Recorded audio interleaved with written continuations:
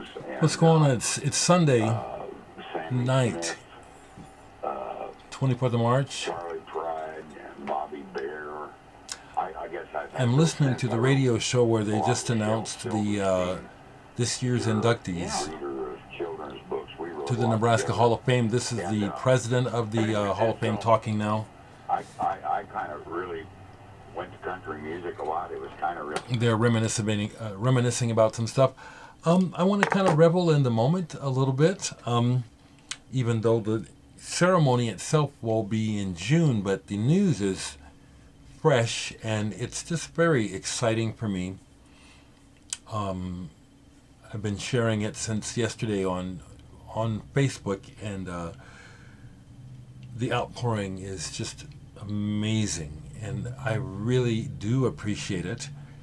Yes, the hormonal or pheromone kick that we get, kind of like the Milgram's thing, where you are conditioned to do certain actions to get stimulated. Well, yeah, I've been getting real stimulated today, not just about the Hall of Fame, but RAF's first show of the year. We just smashed it. We just killed. And there's some pictures online if you follow me now. There's some pictures now from last night. And a lot of young people, it was an all ages show, who never saw us, are just, the word is out. We just, again, we're a very exciting band. Very exciting.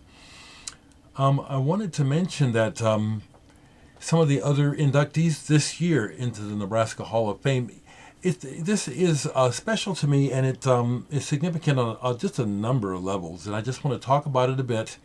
So that's the main focus of this video, and if it doesn't interest you, then that clues you in, okay? The Nebraska, it was called the Rock and Roll Hall of Fame until Cleveland insisted that all of the Hall of Fames in America couldn't use the words rock and roll. Isn't that bullshit? More of that corporate shit that I am not into. That legal shit. But it was established, I think, late 80s or 90s, by a committee of aging musicians who found it important to try and establish some kind of recognition and remembrance of people of significance to the history of, I guess you could say, modern music in Nebraska. Interestingly, some of the people in the Hall of Fame who may be of surprise is, like, for example, Sam Phillips from Sun Records is in there.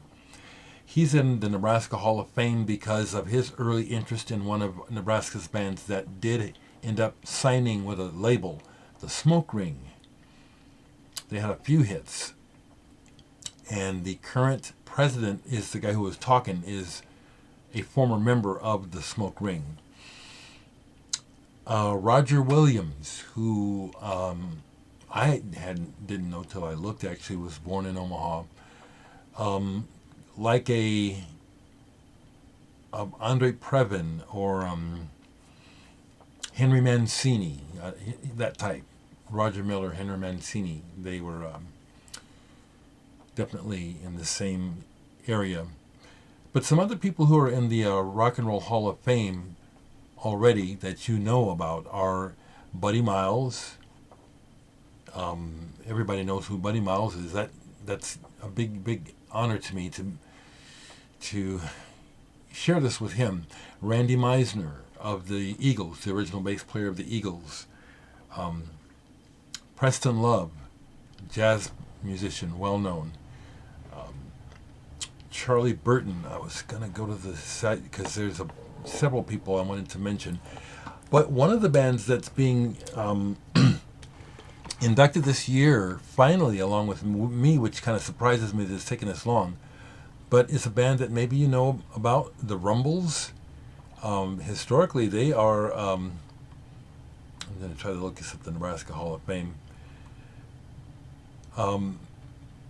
They are significant. They had a hit, Jezebel, signed with Mercury Records, had a few hits, and they were significant. I remember going to see them when I was a kid.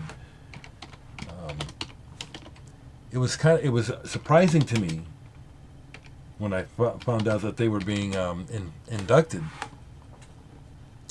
this year along with myself. It's like, wow, very cool. If you don't mind, I'm just going to try to take a look here and see if there's some other names that I can mention that might. Billy Rich and the Rich brothers, Billy Rich and Herbie Rich, who played with Buddy Miles, but also Billy Rich was was with Taj Mahal. He's quite famous. Played with everyone. Jackie Lomax. I'm looking at.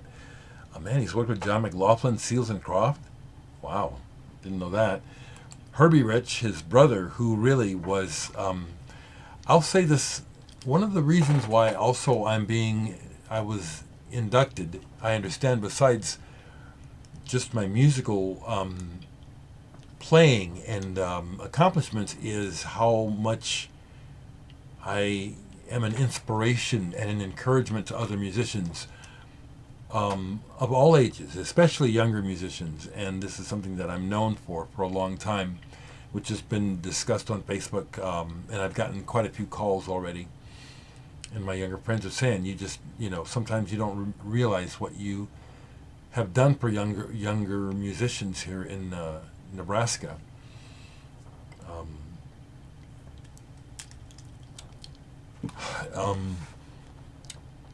So please allow me to share this with you. Dickie Lee. Let me just keep going here. Bugsy Maw. Charlie Burton, who's still going out of Lincoln. The guy that started the Howard Street Tavern, Jim Ludwig, and then the guy that started the Lou Zubar, Larry Beamer, Sean Benjamin. I just really appreciate, that Dietz Music, Fay Hogan experiment. Man, they were huge back at the end of the 60s, the beginning of psychedelia. And so, Smoke Ring, Mel Sanders. Okay, I'll just close that now. So they announced that the ceremony is here in Omaha. It's been at different places around the state. So this is the first time back in Omaha in a long time, June 30th. And I'll be performing some solo songs, as well as I'll be playing in the assembled band, because one of the other inductees is this act called Beehive the Musical, recreation of Motown. I never saw it, but it's highly lauded and loved here in the Midwest, and so I'll be like in the pit orchestra for that. Very exciting, folks. Thank you so much for just bearing with me to share this. There's so much that I will be thinking about, and then I get kind of a brain fog when I want to share it. But it was officially announced on the radio, so I wanted to do that because I had, like I said, jumped the gun and said it. What have I played today? Some Blind Mr. Jones. They were just teenagers when they started this band over in England. Small town that I can't call right away. But Neil Halstead from Slowdive got involved, which I think helped open some doors for them. And this album of theirs, Stereo Musicale, this is a retrospective. So it's this plus other stuff on the gray face. I got this half price. This is melancholy stuff. It's got that tender rawness of youth, where I just think, it's enduring. I mean, when they sing, you can hear that they're just teenagers, Only on some of the songs does it make you grimace just a little bit, because the songs are so innocently wide-eyed and beautiful. And so I was listening to this today, and it's like, comes with a 7-inch single. Good songs. Anita from Poland sent me a test pressing of theirs on vinyl, my first piece of vinyl by them, because I just had this on CD. That's how I first found out about them. Played this today. Played some Gil Evans, Monday Night Orchestra, live at Sweet Basil, Volume 2. Was a bit distracted, so I can't give a real deep impressions on this, but I love how Gil Evans goes. I love the band Japan, so this Exercising Ghosts, I wanted to hear the song Methods of Dance.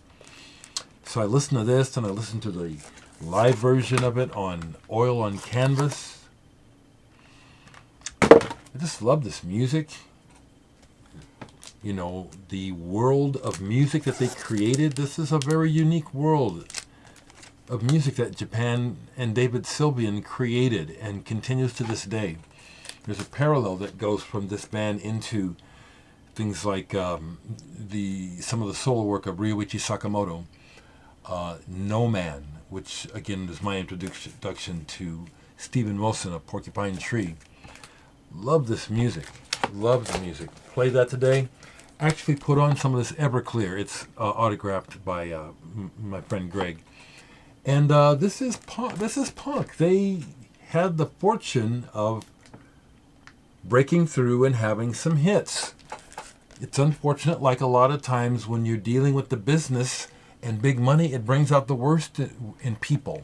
And it divides people, which is exactly what happened to this band.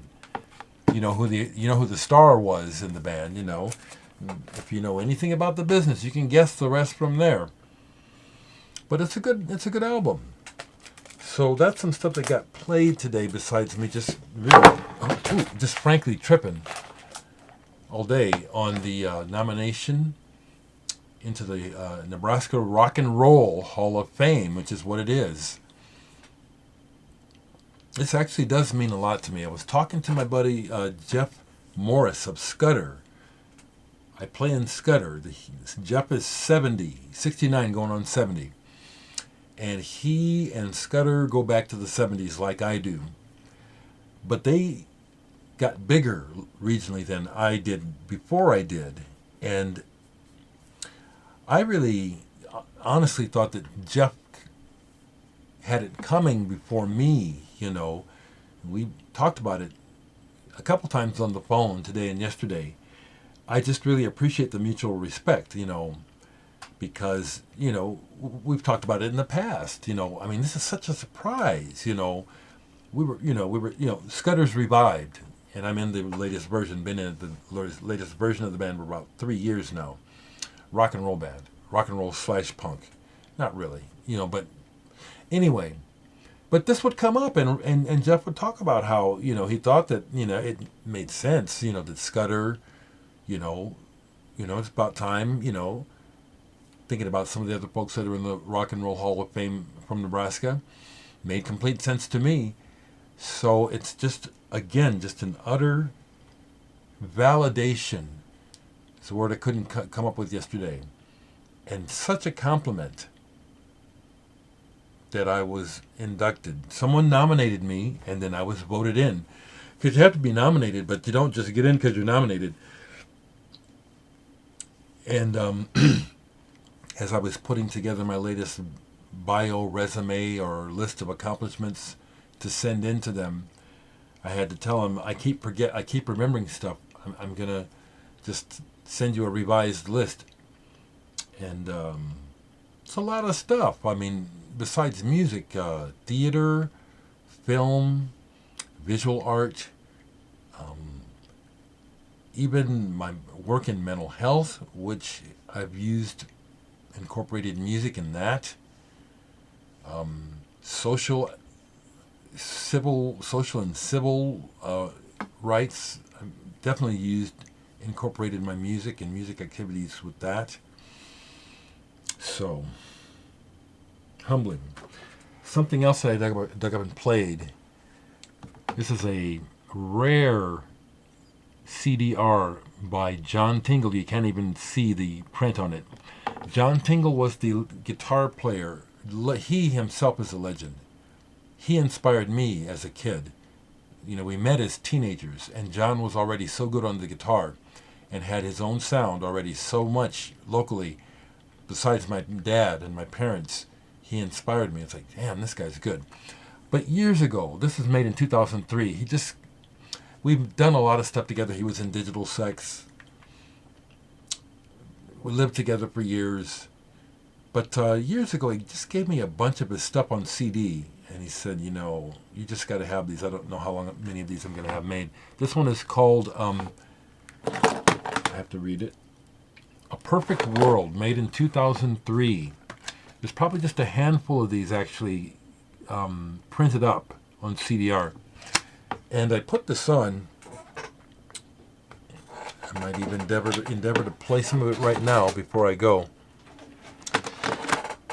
John is a good friend, and I don't think he's been performing for many years due to, you know, personal challenges. And knowing that he's a musician, you can guess the rest from there, can't you? But let me just put the first track on here.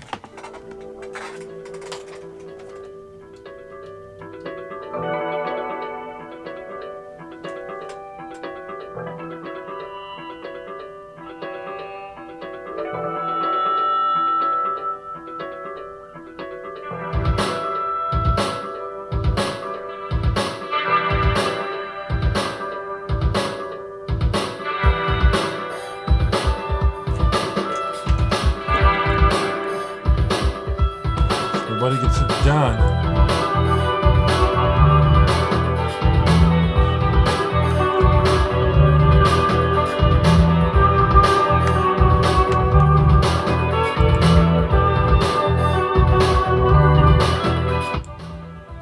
My brother can play some guitar. He really can.